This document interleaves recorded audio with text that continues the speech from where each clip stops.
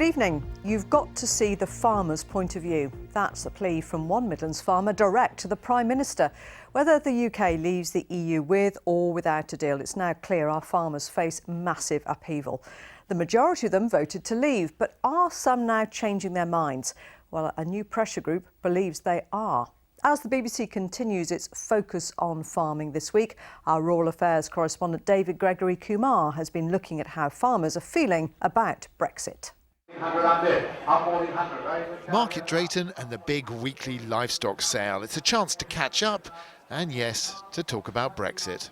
So as an industry, yes, we are very worried, but also we're kind of used to it now. Whatever the circumstances is now, we've got to stick to our word and get out. And Barbara thinks Mr Johnson is both the person to deliver Brexit and also aware of the problems farmers face. For one thing, she's told him. I have spoken to him a few weeks ago and I have mentioned to him and told him, you know, you've got to see the farmer's point of view. But now there's a new group that says it wants to represent farmers who are having second thoughts about Brexit. And this is one of their very first meetings, taking place in Stratford.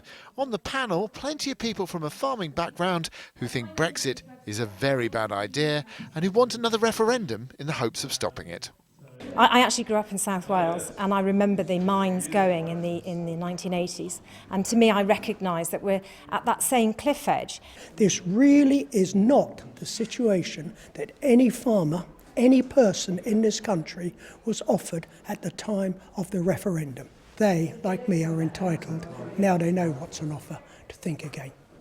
There's a definite Lib Dem political flavour here. This farmer is also the local Lib Dem MEP. But is this new group, rooted in agriculture, a sign that leave-voting farmers are changing their minds? Back at Market Drayton, if you really want to know what farmers are thinking, ask the auctioneer. The general mood is that the beef farmers probably wants a hard Brexit, and I would say the lamb farmer wants to stay in. So there's very split opinion, as is what we're seeing through the country. I would say it's on a knife edge, 50-50 either way, to be truthful.